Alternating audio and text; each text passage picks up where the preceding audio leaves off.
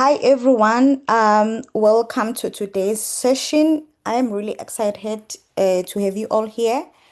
As I'll be your host, we will be diving into an important and interesting area within machine learning, natural language pre-processing, also known as NPL. But before we dive into that, I would like to take you through the rules and the rules of engagement. If you have any question, please post them on the Q&A. Feel free to use the chat liberally and respectfully. Listen, learn, and engage. So, to guide us through this, I'm pleased to introduce our technical mentor for today, Mbali, who will be taking us through this session. Mbali brings valuable knowledge and experience in this space, and she'll help us break down the concept in practical and engaging way. Mbali, over to you. Thank you so much, Nozi. Welcome everyone. So excited to introduce this topic to you. I personally enjoy it because we basically see it in everyday real world experiences, your Siri, your chatbots. And one of the funny videos that I actually want to share with you of NLP gone wrong, okay, our learning outcomes, will we just be understanding the conceptual framework of natural language processing. And a funny video I want to share with you is this NLP gone wrong. Just give me 2 seconds. Hopefully you can still see my screen. Let's not sign in yet. Okay, what's happening now? Okay, let's wait for that network to load. Funny, my network was fine all along, but I have to get you guys to see this video. Is this what's happening? Give me 2 seconds. Apologies. There we go. Don't know why my network's acting up today. Um,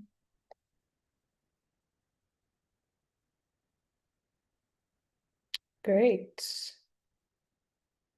Imagine trying to show something going wrong while something goes wrong on your side. Sorry, we have trouble playing this video. What? Okay, I'll make sure to share the link. I'm not sure why it's not playing, but the story or what was happening is it gonna load? No.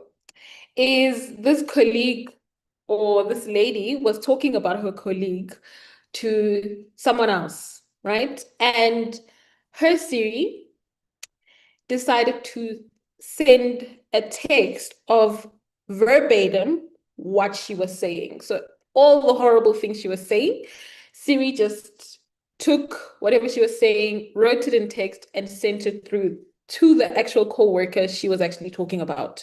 It didn't ask her to prompt and confirm.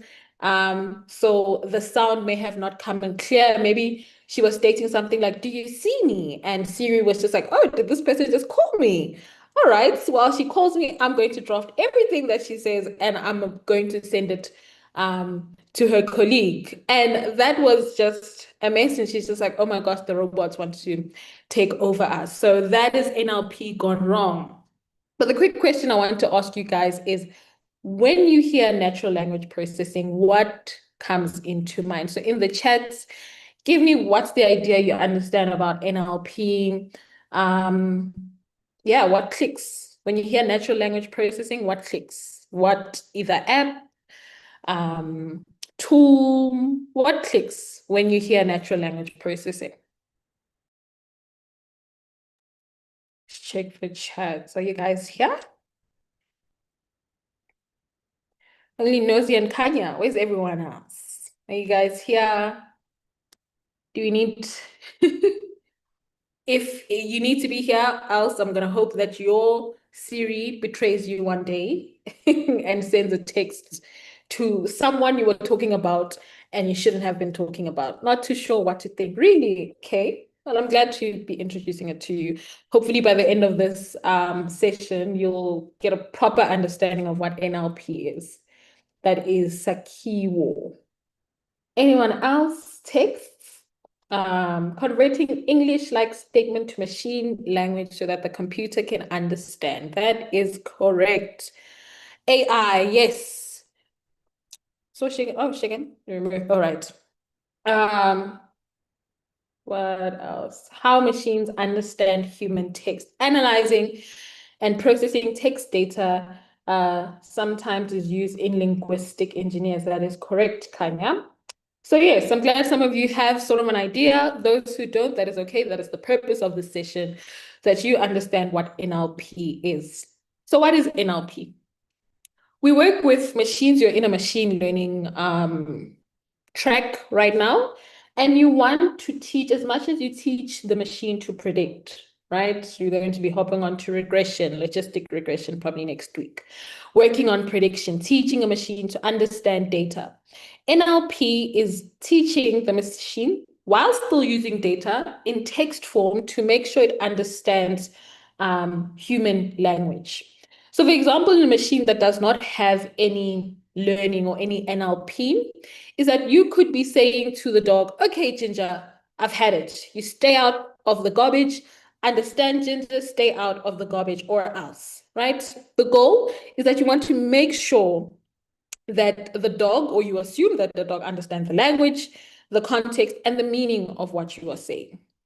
But in most cases, the only thing a dog can hear is their name because they've only been trained, just like a machine, right? Not too far, to understand that once I hear Ginger, they are talking to me. And at most, I'm either going to get a bone or a snack or a treat, right? And that's why you have blah, blah, blah, Ginger, blah, blah, blah, blah, Ginger. So it, in reality of teaching machines just by just texting and not giving it the tools to understand what this human text means, the language, the context, and the meaning, it has fundamental limitation and needs robustness. So this is what NLP does. It basically tells the machine that, listen, I'm saying this is what it means, and this is the context, right? So NLP is a subfield of machine learning where we develop code to interpret and work with human languages. Note that it's not just English, right? Though the leading language is English, but you teach it, it allows you to teach a machine to learn human languages or different human languages, right? So it is a combination of natural language understanding and natural language generation. So for example, if I now say, Siri, please call Lerato. Siri scans through my contacts, realizes there's no Lerato, understood what I was saying, but now must generate a language that I will understand. And it's saying that, listen, I just went through your contacts, and I didn't find Lerato. So now it generates that human language that I have communicated to it with and generates back to me that, no, you do not have a contact of Lerato, therefore I cannot make that call. So example of your use cases of NLP is your automatic speech recognition. So that is your Siri, right? When you speak to Siri, hey Siri, they hear you, they note that you call them, and that's why they then understood and then generated a response of how can I help you? Usually when you call it, it's like yes, or I don't know, forgot what she says or he says, right?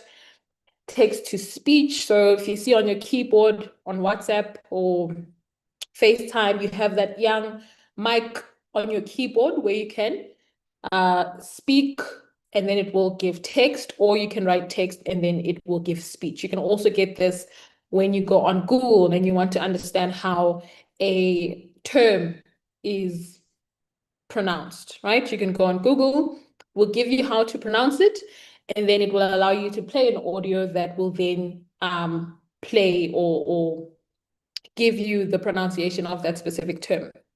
There's also text translation, right? I think I was watching 90 Day Fiance, things something like that. And the couples couldn't understand each other, so they would use translations on their phone. So one would speak English and the other one would speak Vietnamese, and they will translate to each other.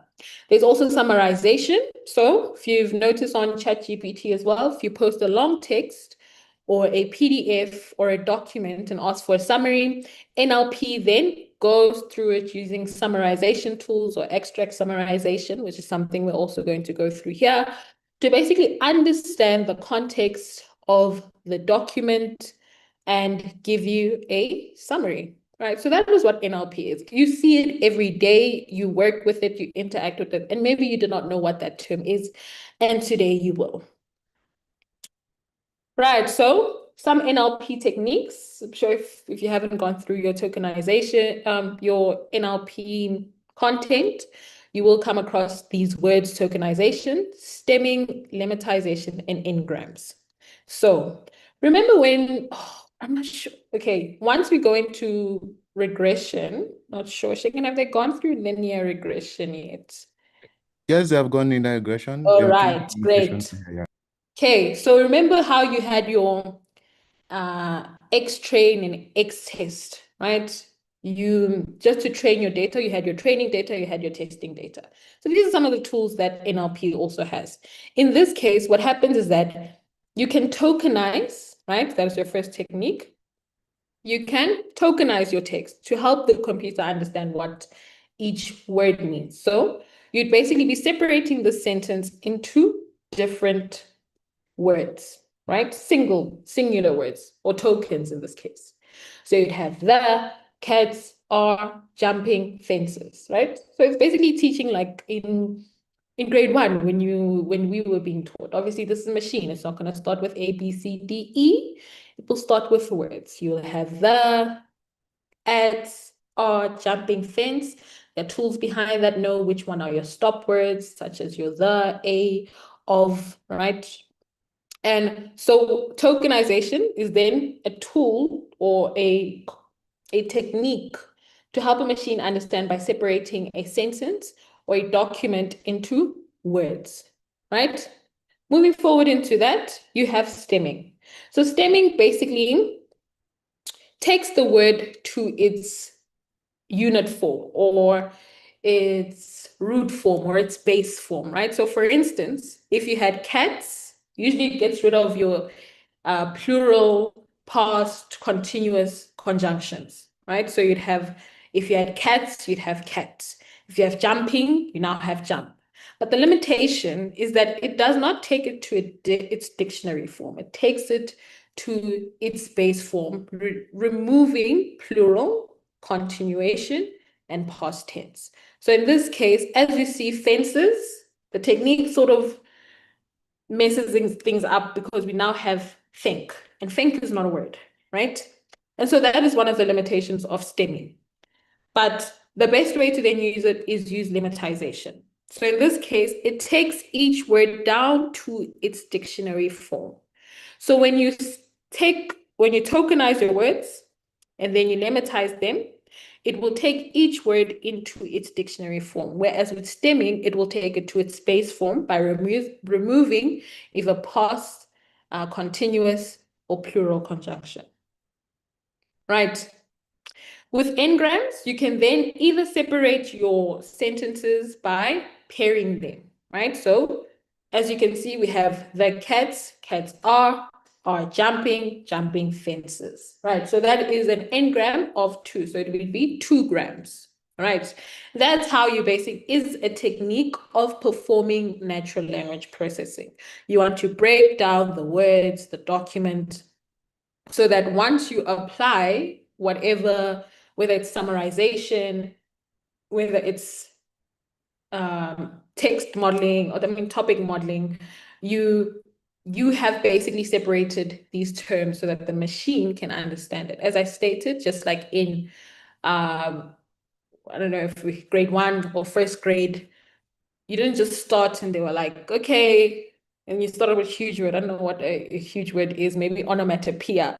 They're like, yes, onomatopoeia and similarities and metaphors. We started with objects, letters. This is a letter. This is an object. This is the color. This is so forth, right? So same way that when we were learning as children up until now, so much that we can now code, we started by understanding the basics, right? So these are the techniques of what we would say are the basics. You first give it the foundation of these are the words, or I want you to separate, or I want you to learn or understand the term by separating it by 3 grams or specific engrams, right?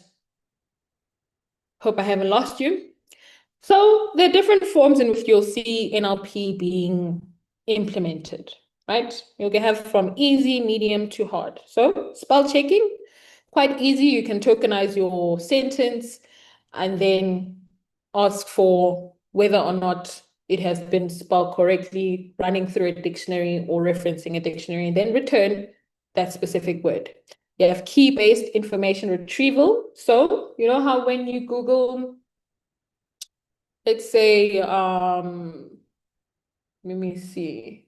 If you're going through a document and you say Control F on your PC, and you're looking for a specific term, it will give you, you can move through the document for for every way that specific term appears. So if I was looking for H2O in a thesis or a research paper, then I would find every spot where I would find text or paragraphs or sentences where we find that specific term.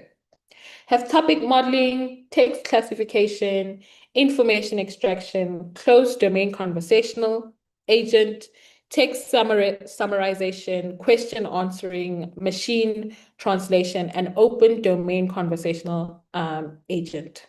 Sorry, I just want to check that. Maybe that is interpreted by machines from Nozi. Uh, Maybe I didn't see these messages. Out of all the techniques, are we supposed to use them all or just use one that is best for the NLP? There are times where we'll be using both. So for instance, you might want to tokenize and then use lemmatization to then take each word to its dictionary form. So it won't always be a case where you're just using one. Okay. Use the ones necessary for the problem you're trying to solve. All right, Shagan has answered that. Thank you. Okay. So there are multiple examples of which you have NLP. Someone mentioned social media sentiment analysis. Yes, that is true, where we identify words that either show negative, neutral, or positive. All right. Okay. So the hardest one, open domain conversational agent, is what we all know what is happening or what is the talk of the show in technology right now, which is basically your chatbots, your chat GPT, right? That is our open domain conversational agent. You see how now they're interacting with us. They now even have some sort of an attitude when they respond to you. But yes, that is a form, or not as a form, that is natural language processing. The chatbot understands, so NLU, natural language understanding, takes in what you are asking, scans through everything it needs to scan through of the information, using either key-based information retrieval, summarization of taking all the documents. So what is happening in the background when you're asking ChatGPT, for instance, what is lemmatization? It takes that word, goes through all documents that it has access to of lemmatization, and gives you a summary that will best explain what lemmatization is to you. Right? Makes sense? So, why do we need NLP?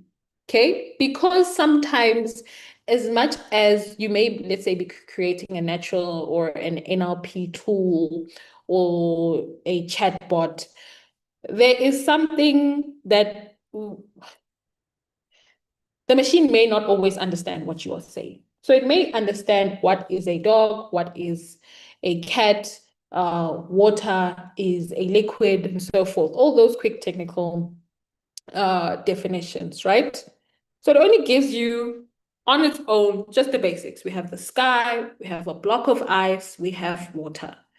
But that's just on the surface. NLP helps you go deeper, right? Understanding the human text language or human voice language or just human language in general, right?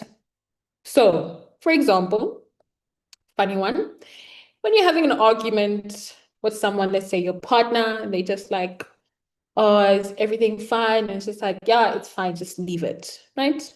That's what happens without NLP.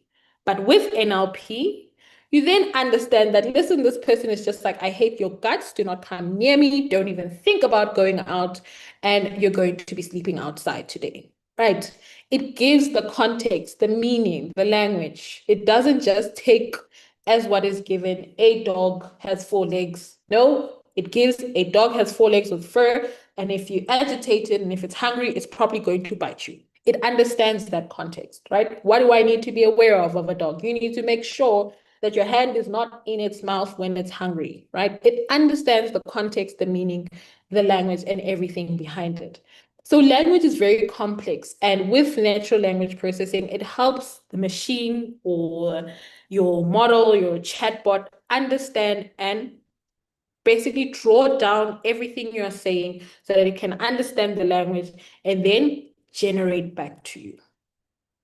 Right. So why we need NLP is to take large volumes of text and audio data, whether it is structured or unstructured. So it can be taken, you can create a chatbot with just data of less structured data. And you state we have a column, right, of name, surname, email, and maybe what they posted. That's structured, correct? You have features, it is labeled, and so forth. But then you can also have unstructured, like just as we are stating with audio data. We don't know what this person is saying, they are just speaking. It may not know where to put where, where, my English, it may not know where to put what, where, but with NLP, it allows us to process those large volume of textual and audio data, whether it is structured and or unstructured.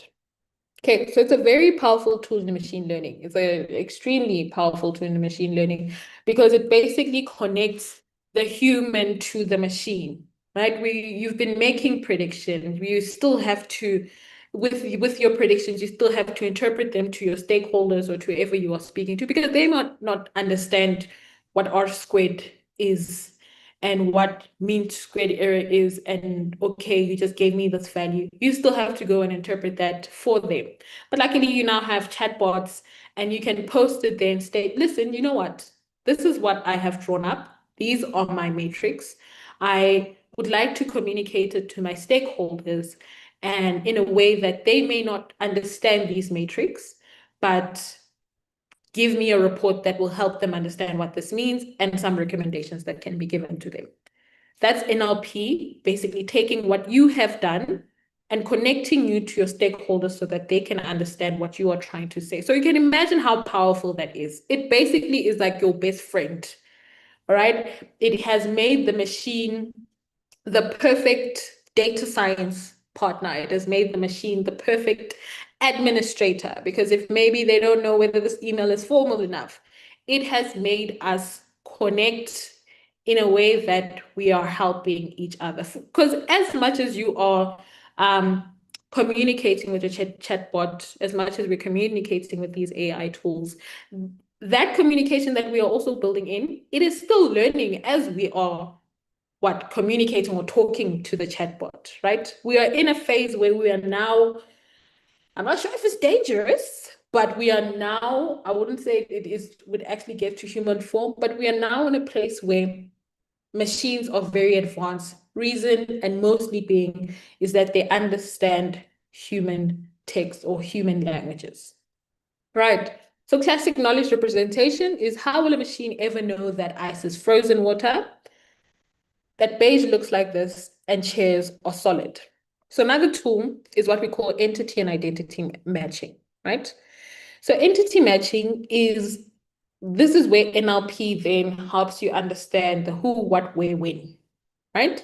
So if you give it a document and it has Bali went to Woolworths on the 14th of April to get apples. We'll identify who, that is Mbali, where, Woolworths, what, apples, when, on the 14th of April, right? So that is entity matching. It gives you whether it is an organization, a person, the location, the time, and so forth. It helps us identify and classify those specific entities that are mentioned into that specific text into predefined categories. That is your who, what, where, when. Okay.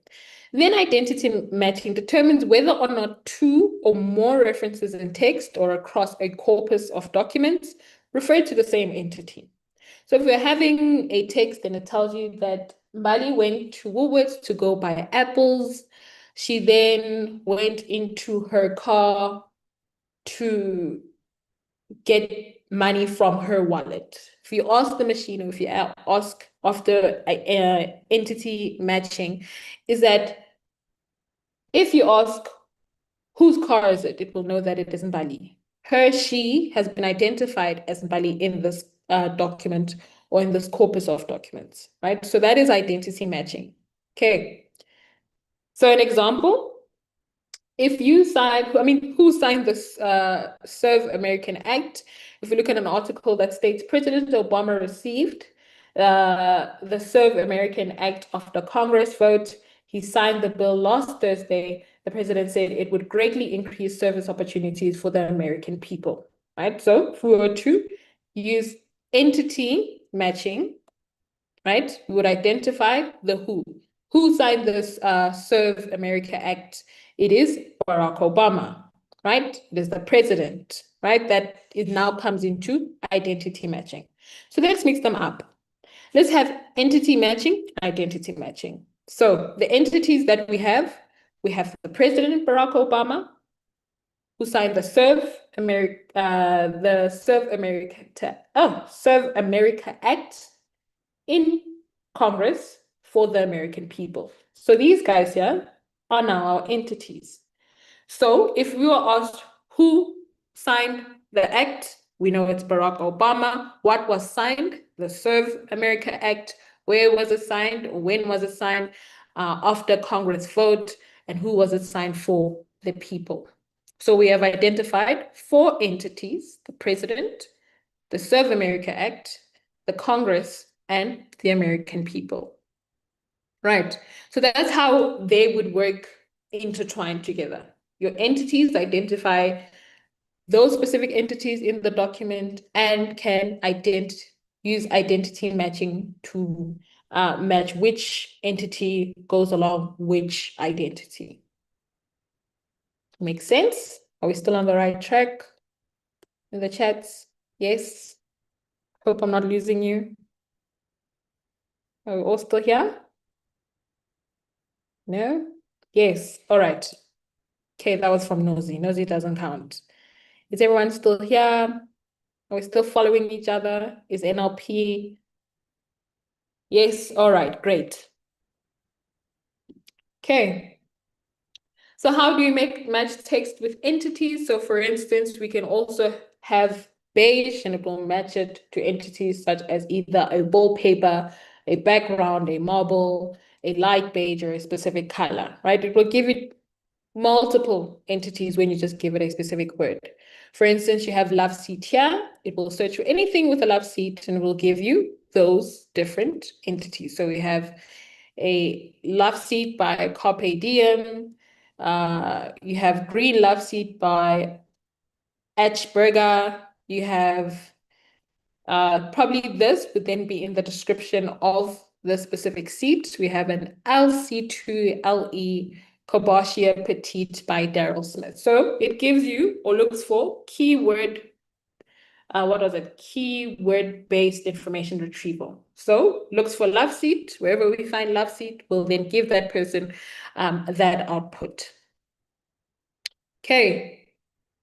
Makes sense? Great.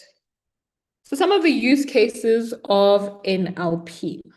Spam detection, right? So all these tools and techniques that were mentioned above, they are broader and many more, but those tools help us with the following use cases. So if you have a spam detection, you see that it will highlight from the one, it does not show a specific name. It says, hey, first name. You're like, okay, if this person was specifically emailing me, they would have known my name, correct?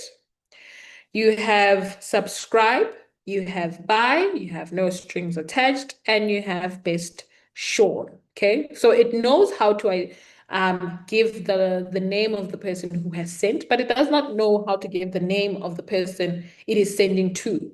You have subscription. If you all know, once you see check your spam emails, you see all these unknown subscriptions that you have.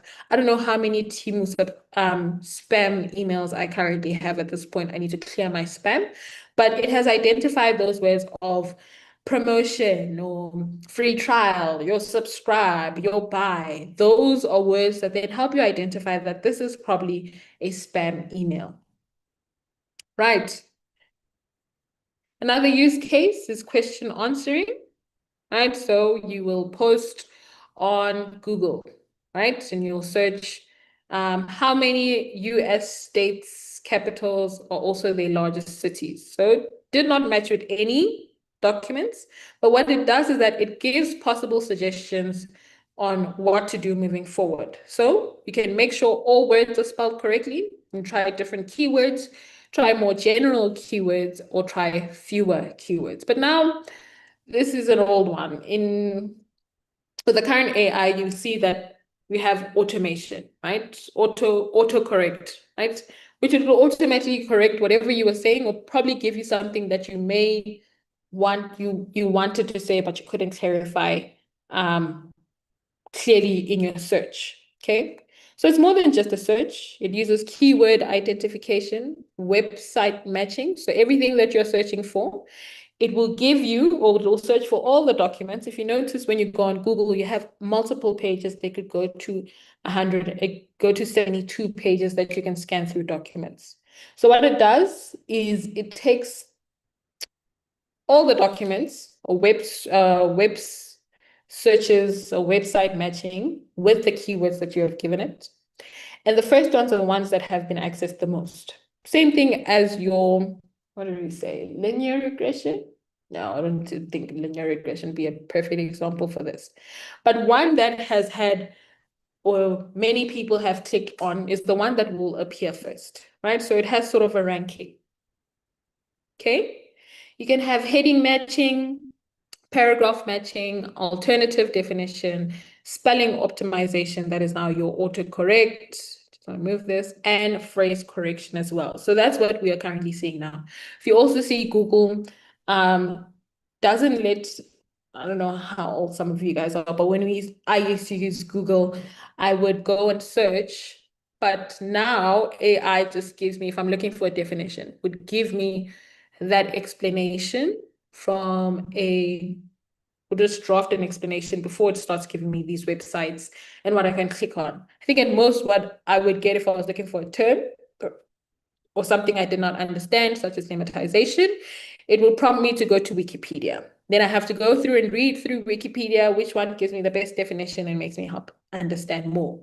So now, as AI has advanced with NLP, the machine understands what I'm looking for. It goes through every document, provides a summarization of which will help me understand what lemmatization is, or what tokenization is, or what natural language processing is, without me going and reading through all these documents to find the one that helps or explains it better to me. Right. So this uses, as someone had asked, would you use one of these techniques? No, it doesn't only just use one technique, it uses multiple techniques, right? You don't just, even when you're building a model, you try and see which models work first, right? So you don't just, for example, jump into saying, okay, I'm going to fit a linear regression model into this data. You have to do an analysis through it, right? So the same thing with NLP. You need to tokenize, you need to understand what's happening. And that requires all the techniques that was just been mentioned, not just one, right? So you may not build just a correlation matrix, correct? May not just build that. You may go on to draw what do you call a scatter plot to see whether these two variables actually have a linear relationship, just to see it outside of the correlation. It's not that one doesn't work, right? But ideally, and if you want more accuracy, you want to use more than one technique to help you build that model, or in this case, to build your tool that requires NLP. You don't just want to use one tool, you always want to make sure you maximize on the tools that you know and the tools that you have been exposed to make sure that you have the most accurate. Okay. Oops.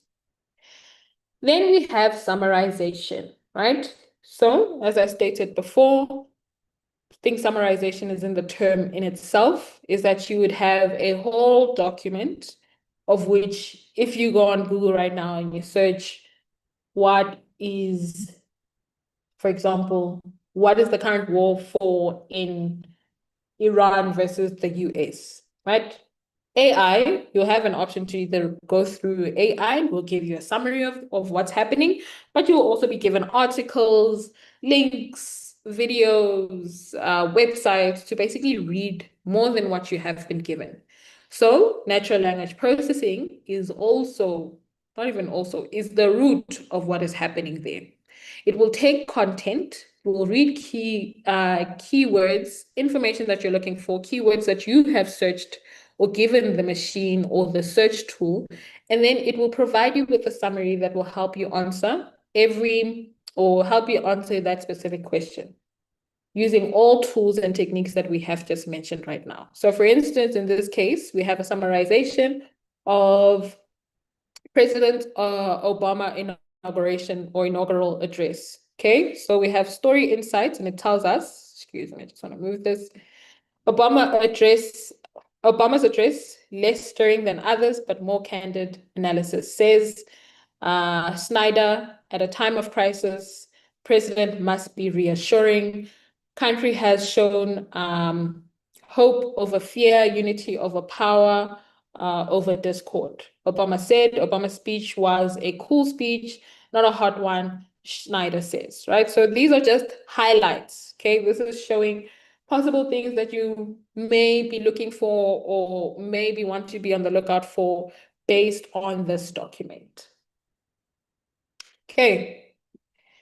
Then you have extract summary. So the difference between just the basic summary is that it rephases, it gives you, as shown, those highlights of those specific documents. But with extract summary is that it takes the sentences or the words of each document as is, right? And takes those sentences to build one extract summary. So in the one before, it rephrased. Whereas here, it took sentences as they are from each document. So if you see here, Lindsay Lohan pleaded not guilty Wednesday. Oh, I just want to move this. Lindsay Lohan pleaded not guilty Wednesday to felony grand theft of $2,500 necklace, a case that could return the troubled starlet to jail rather than the big screen. So if you look closely there, that is this text here or this sentence from this document. It takes it as is and then jointly puts it with all that has been extracted from all other documents to create one single summary. It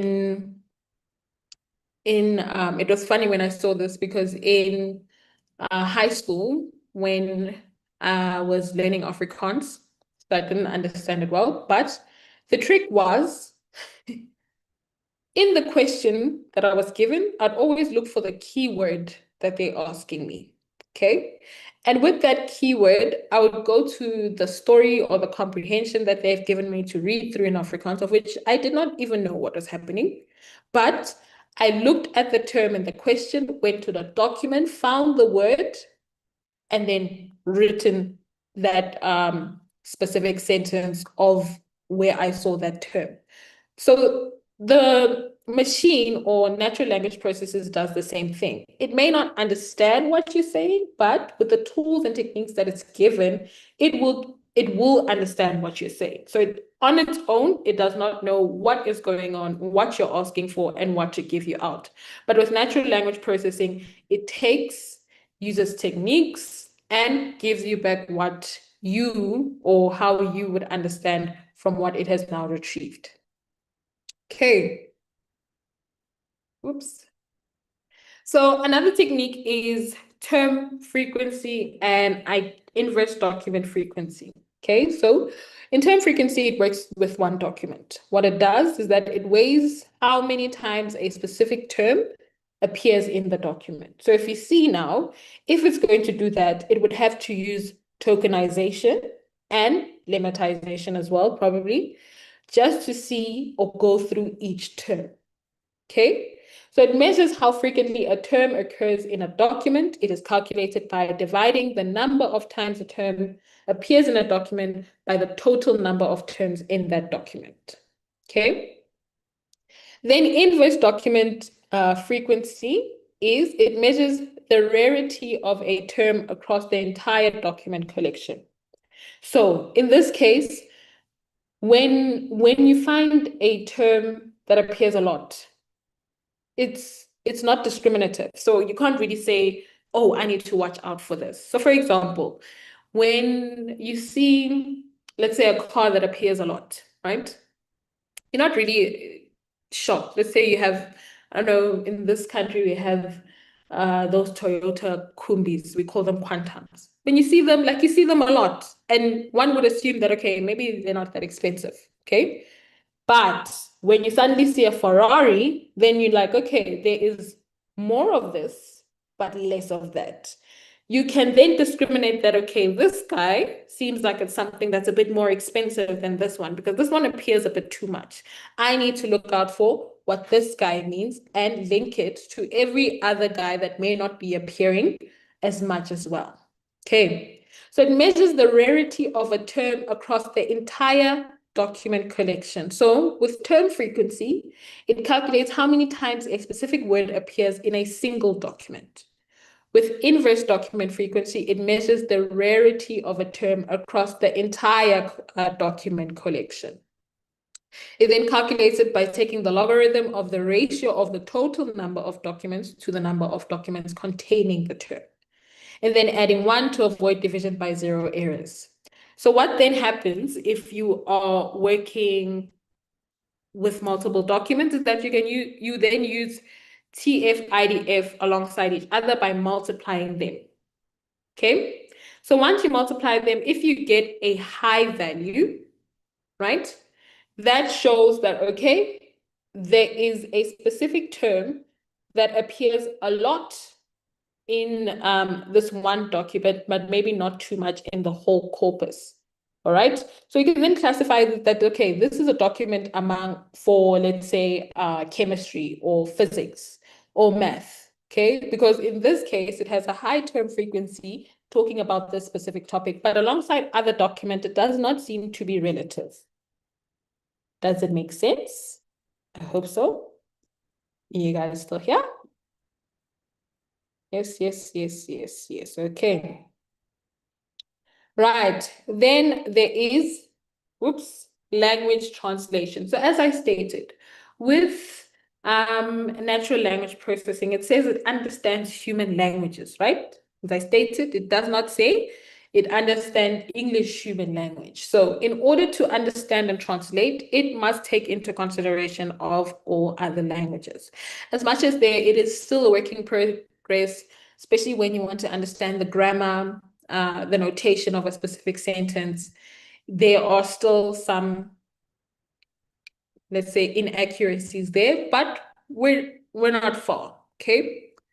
So for example, here's an article on your left, and it's now been translated. We have, it is impossible for journalists to enter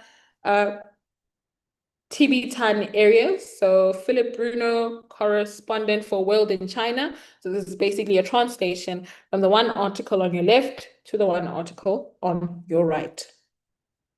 Okay, so this is Google Translate now. So as you can see, who's this guy? Squidward. Is it Squidward? No, it's not Squidward. Maybe someone can remind me there.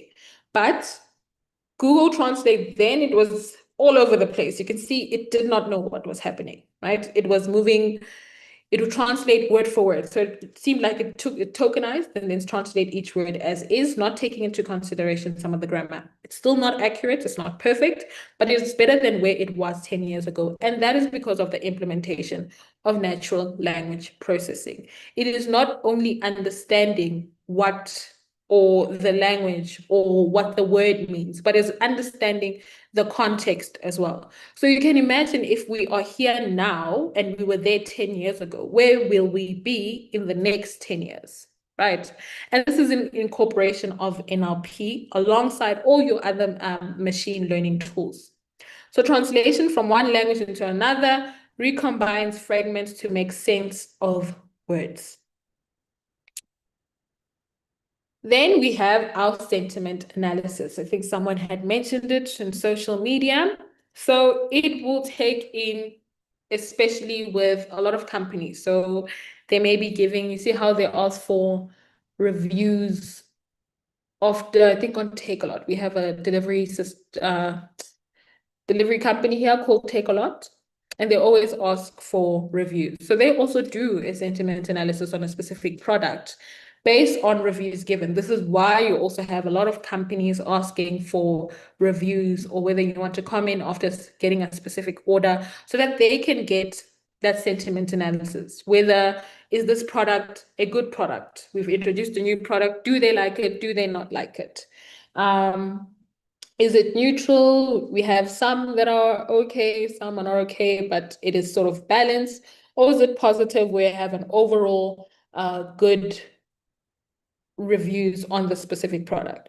So it takes in a lot of words. It doesn't just take in, this was a bad product and I don't want to ever use this app again, right?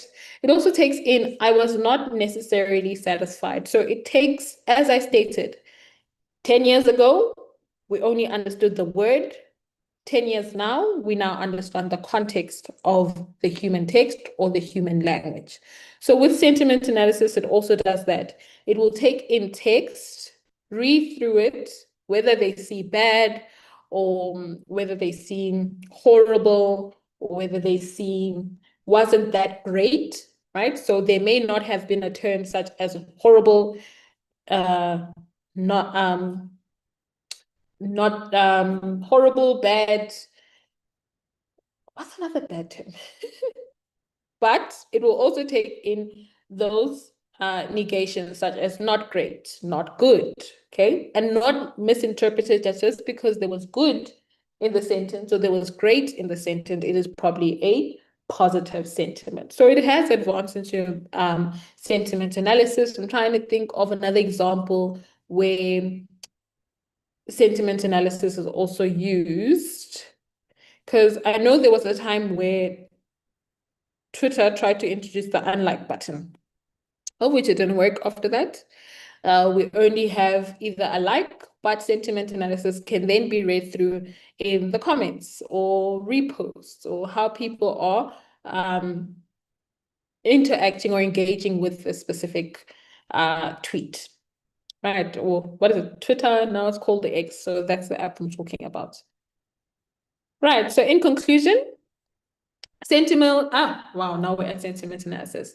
NLP is natural language processing. What does it mean? I need to understand what you're saying, and I also need to know how to respond to what you have given me. That includes me understanding the language, the context, and the meaning. Together with this, I form a powerful tool that basically joins machine to human, right? It helps and shows up in all or many cases at most, where we see ourselves interacting with machines to help us at this point say something we may not be able to say. We may not know, is this email formal enough? Have I mentioned everything regarding these metrics? Did I miss anything? Have I drafted all information that I can give to my stakeholders with these metrics that I've just calculated? You can draw up administrative documents. That is all NLP. As much as all we are hearing is artificial intelligence, but NLP plays a huge role in what we are seeing in AI, because for any machine to understand what a human wants, needs, requires, is that they need to understand what the human is saying, right? They need to understand the language. They need to understand how we work for them to then be artificially intelligent. So let me try and see if I can get that video to play one more time. Hopefully this time it will work. Fingers crossed. We needed a booster. No, still nothing. Oh, I think it's there. Give me 2 seconds. It showed up. I saw it show up. Oh, yo, yo. There we go. Okay.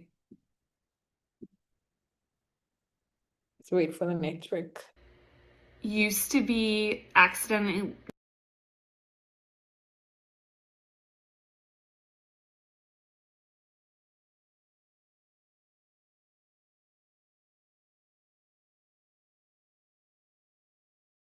liking someone's Hey, okay, seems like my network. Instagram post from like years ago when I It keeps pausing. I don't know why. was creeping on them Oh, man. Just trying to reload that. deep into their feed. Okay, no, that's not working. You want to let me? But what just Yeah, no, that's not working. I will share the link with you guys, so maybe you can share it with some of your friends just to show them that listen, NLP or AI is great and CU is great, and you can tell them that, do you know that that's an NLP gone wrong? I just want to quickly share my slides again. Sorry. Oh, where were we?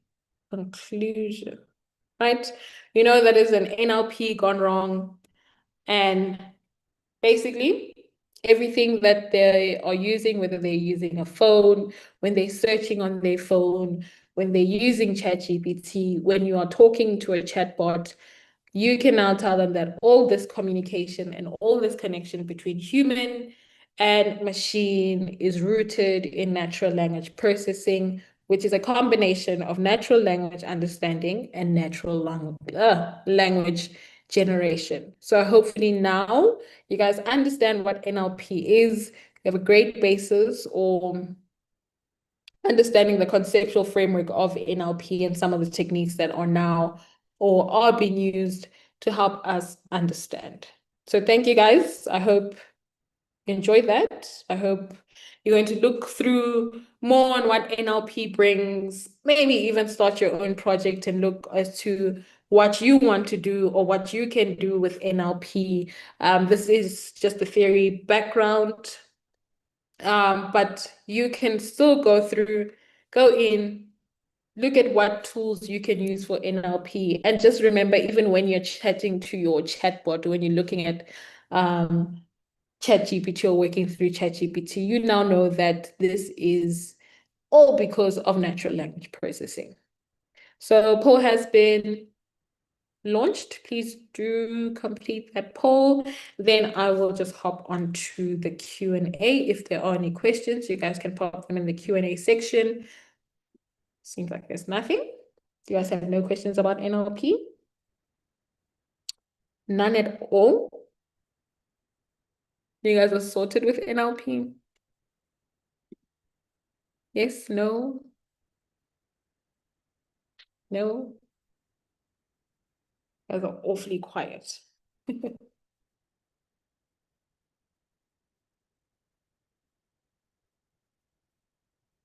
Okay, it doesn't seem like there are any questions on my side. Please do complete the poll. I think there's like 17 out of 30 people who've completed the poll, I think. So please manage to complete that. I'll still be here for any questions I'll be answering, and then I will hand over to Nozi.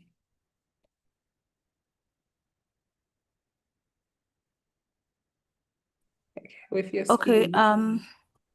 Yes. okay, everyone, please complete the questions on the poll, at least 70%. Yeah.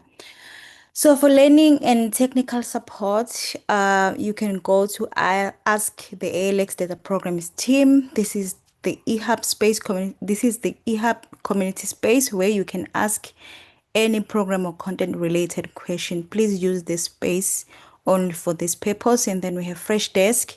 This is the go-to space for all program support. Ensure you log a ticket with the support team before you approach the program team. And then we have Answer Base. This is a channel for that is specifically dedicated for you to ask and get answers to complex content questions. Going to what is next. Next slide. So your next step, your next assessment is due on Monday, the 20th of April. It's NPL theory, which is a test that is in a form of an MCQ. Find our session recordings and resources on machine learning dash 03 underscore 2026 program hub, which is on eHub. Remember, you are not alone in this community. Engage with your peer squads, engage with your squads, ask for clarity, and post your wins, challenges, and your new insights on your squad spaces. I hope you enjoyed the sessions. See you on the next one. Have a lovely day. Thank you.